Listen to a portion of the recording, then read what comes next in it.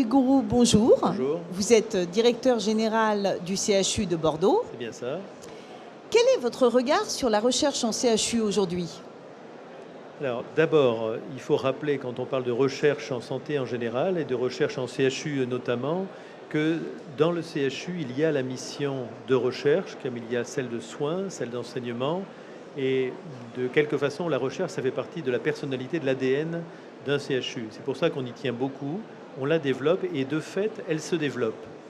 Peut-être un chiffre ou quelques chiffres qui sont très méconnus et qui montrent bien l'importance des CHU en matière de recherche, c'est que toute la recherche en sciences en France, je dis bien en sciences, telle qu'on la trouve répertoriée dans le Web of Science, c'est donc 100%.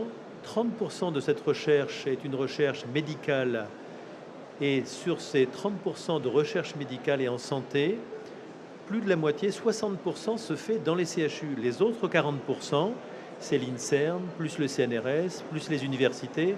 Donc déjà, en donnant ces chiffres, en donnant l'importance des CHU, on combat de fait quelques idées reçues. Alors justement, cette recherche, comme vous le dites, s'ancre d'une nouvelle manière dans les territoires. Comment précisément?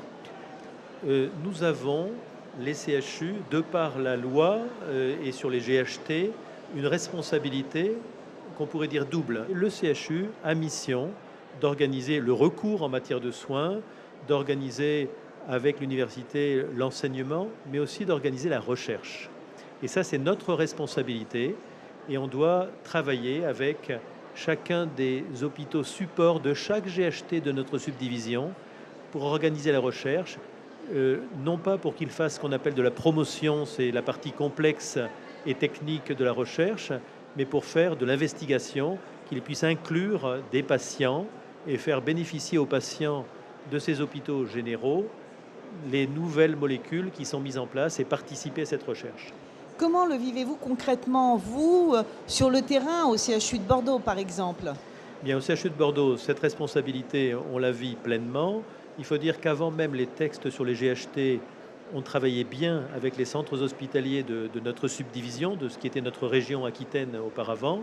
Et on poursuit donc ce travail, cette fois dans le nouveau cadre réglementaire et juridique des GHT.